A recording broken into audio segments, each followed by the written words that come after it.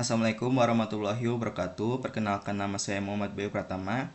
Pada kesempatan kali ini saya ingin mempresentasikan proyek akhir kami untuk matkul statistika dan probabilitas yang berjudul Pendugaan Perbedaan Rata-rata Lama Sekolah Berdasarkan Jenis Kelamin di Indonesia. Sebelum memulai pembahasan, izinkan saya untuk memperkenalkan anggota kelompok saya. Dimulai dari Anissa Nur Auliana Diva, Ayunesa Yasmin, Fahru Rizal Al-Mufaris, Irzi Rahmatullah, dan saya Muhammad Bayu Pratama. Yang menjadi latar belakang kami untuk memilih membuat proyek ini adalah karena isu kesetaraan gender dalam pendidikan Indonesia masih penting untuk dikaji. Meskipun akses pendidikan terus meningkat, belum tentu merata antara laki-laki dan perempuan. Penelitian ini juga bertujuan untuk mengetahui apakah terdapat perbedaan signifikan dalam rata-rata lama sekolah berdasarkan jenis kelamin, sehingga dapat memberikan gambaran kuantitatif dan mendukung kebijakan pendidikan yang lebih adil. Rumusan masalah yang kami angkat dalam proyek ini, yang pertama, apakah terdapat perbedaan rata-rata lama sekolah antara laki-laki dan perempuan di Provinsi Jawa Barat? Yang kedua, apakah perbedaan tersebut signifikan secara statistik atau hanya merupakan variasi acak dalam data? Lalu yang ketiga, metode statistik apa yang tepat untuk menduga dan menguji perbedaan rata-rata tersebut? Tujuan kami melakukan penelitian ini adalah untuk menduga apakah perbedaan rata-rata lama sekolah antara laki-laki dan perempuan di Provinsi Jawa Barat. Selain itu, penelitian ini juga bertujuan untuk menguji apakah perbedaan tersebut signifikan secara statistik, serta memberikan gambaran kuantitatif mengenai kondisi pendidikan di Provinsi Jawa Barat berdasarkan jenis kelamin. Baik, selanjutnya itu ada data dan variabel. Nah, data yang kami gunakan itu adalah data sekunder dengan skala rasio. Variabel yang kami analisis itu meliputi rata-rata lama sekolah, jenis kelamin, dan tahun. Lalu jumlah sampel yang kami gunakan itu adalah 54 yang terdiri dari 27 data laki-laki dan 27 data perempuan.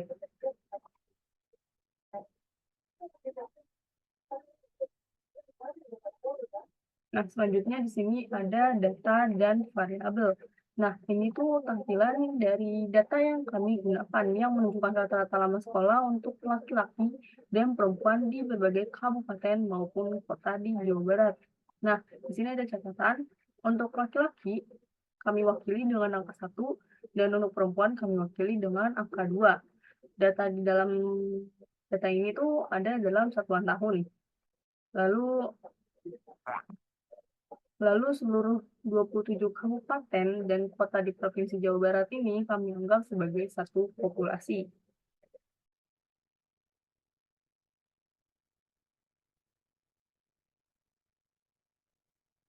Nah, sumber data kami itu berasal dari Open Data Jawa Barat Provinsi yang dapat diakses melalui link yang ada di bawah ini atau dapat di-scan melalui barcode yang ada ini.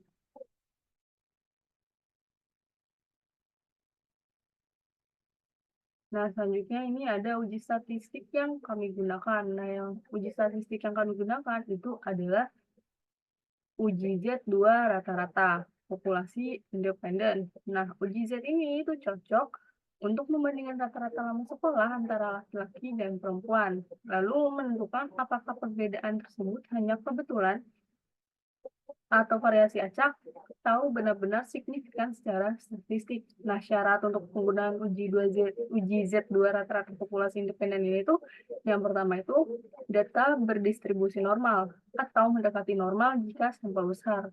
Yang kedua itu sampel berasal dari dua populasi yang tidak saling berhubungan. Lalu yang ketiga itu diketahui atau diasumsikan simpangan baku populasinya.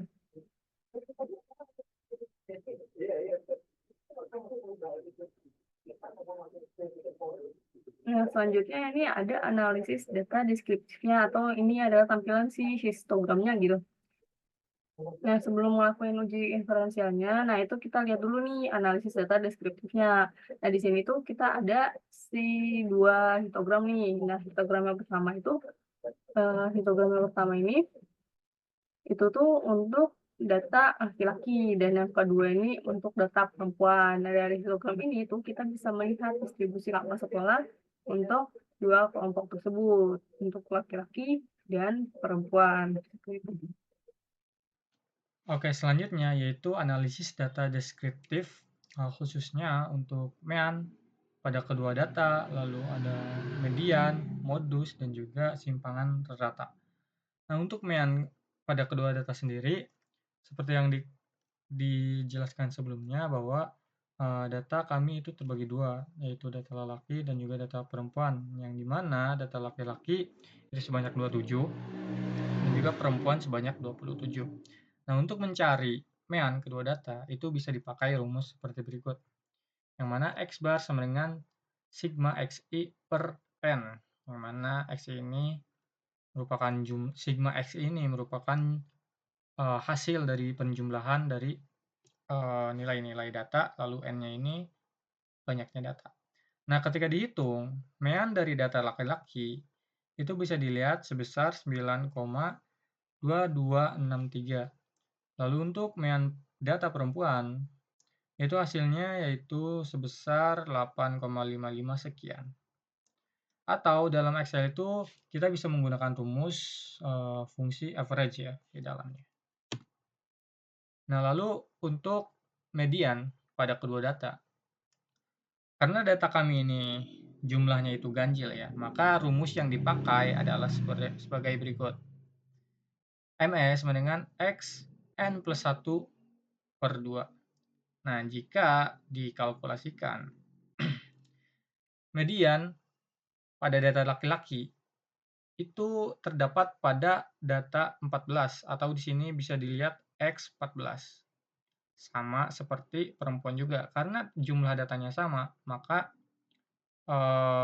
median data perempuan itu X14. Yang mana median data laki-laki nilainya itu 8,8. Sedangkan untuk median data perempuan nilainya itu 7,69. Itu untuk median kedua data. Selanjutnya, modus untuk kedua data. Nah, karena pada data laki-laki maupun data perempuan ya, tidak ada nilai yang paling sering muncul. Maka pada kasus kami ini tidak terdapat nilai modus untuk kedua data, baik itu data perempuan dan juga data laki-laki. Nah, lalu untuk simpangan rata pada kedua data. Untuk mencari rumus simpangan rata ini bisa dilihat ya sebagai berikut. Jadi SR itu sebagai simbol simpangan rata sama dengan sigma XI min X bar per jumlah datanya. Atau dalam Excel itu kita bisa menggunakan rumus FZDEV atau artinya itu average deviasi. Yang hasilnya untuk simpangan rata data laki-laki itu didapat 1,18549. Lalu untuk simpangan data rata perempuan itu didapat 1,2577. Oke, selanjutnya ada variansi untuk kedua data. Di sini rumus mencari variansi adalah variansi atau sigma kuadrat sama dengan n sigma xi kuadrat dikurangi sigma xi kuadrat per n, yang dimana n ini adalah jumlah data, lalu ada sigma xi dimana artinya jumlah semua data, lalu ada juga sigma xi kuadrat yang berarti jumlah kuadrat dari data. Adapun di sini untuk memperoleh hasilnya kita dapat memasukkan nilai-nilai yang sudah didapat ke dalam rumus tersebut. Setelah itu, apabila kita menggunakan tool, kita bisa menggunakan tool Excel dengan rumus var_p, karena di sini kita melakukan pengolah data dalam bentuk populasi. Dan apabila menggunakan sampel, maka baru kita menggunakan var.s. Sehingga didapatkan hasilnya variansi laki-laki adalah 1,9854 dan variansi perempuan adalah 2,164. Lalu berikutnya ada simpangan baku untuk kedua data. Nah, sebelumnya simpangan baku adalah ukuran sebaran data terhadap rata-rata. Semakin kecil nilai simpangan baku, maka semakin rapat juga data terhadap rata-ratanya. sini kita menggunakan rumus simpan baku sama dengan akar n sigma xi kuadrat dikurangi sigma xi kuadrat per n. Mirip seperti variansi tadi, namun menggunakan akar ya teman-teman. Dimana untuk memperoleh hasil kita tinggal masukkan saja nilai-nilai dalam rumus tersebut, dan apabila menggunakan tool Excel kita bisa menggunakan rumus stdev.p, yang dimana cara penggunaannya apabila Excel tinggal memasukkan atau menginput stdev.p lalu dalam kurung range-nya, misal dari A1 sampai A10 seperti itu. Lalu diperoleh nilai 1,40904 untuk laki-laki, dan simpangan baku perempuan adalah 1,47226, yang dimana artinya data perempuan sedikit lebih tersebar dari rata-rata dibanding laki-laki.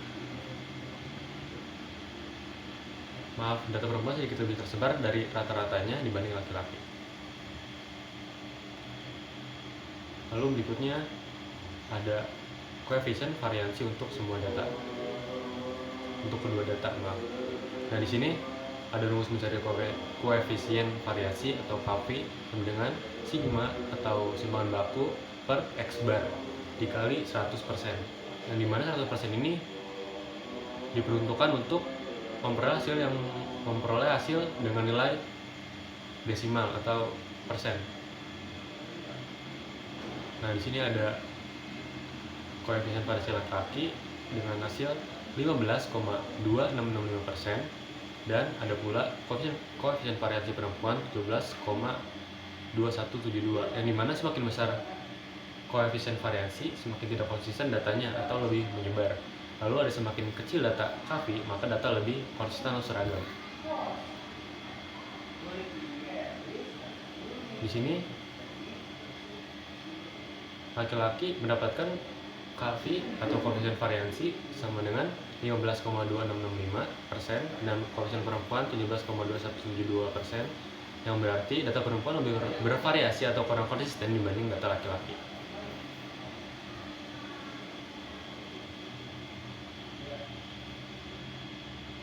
Oke, berikutnya akan dilanjutkan oleh teman saya. Baik, berikutnya untuk analisis data inferensial. Jadi dari hasil analisis data deskriptif yang telah kita lakukan sebelumnya, maka dapat kita ketahui untuk MEAN, jumlah data dan simpangan baku yang akan digunakan di analisis inferensial.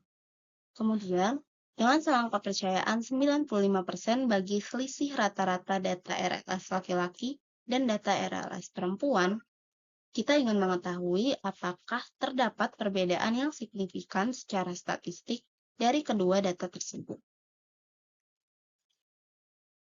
Baik, untuk berikutnya, di sini dapat kita ketahui dari analisis data deskriptif yang kita lakukan sebelumnya, untuk X bar 1 atau MEAN dari data laki-laki adalah 9,22963. Sementara untuk X bar 2 atau MEAN dari data perempuan adalah 8,55111. Dan untuk N1 atau jumlah data dari data laki-laki adalah 27, begitu juga untuk N2 atau jumlah data dari data perempuan itu 27 juga.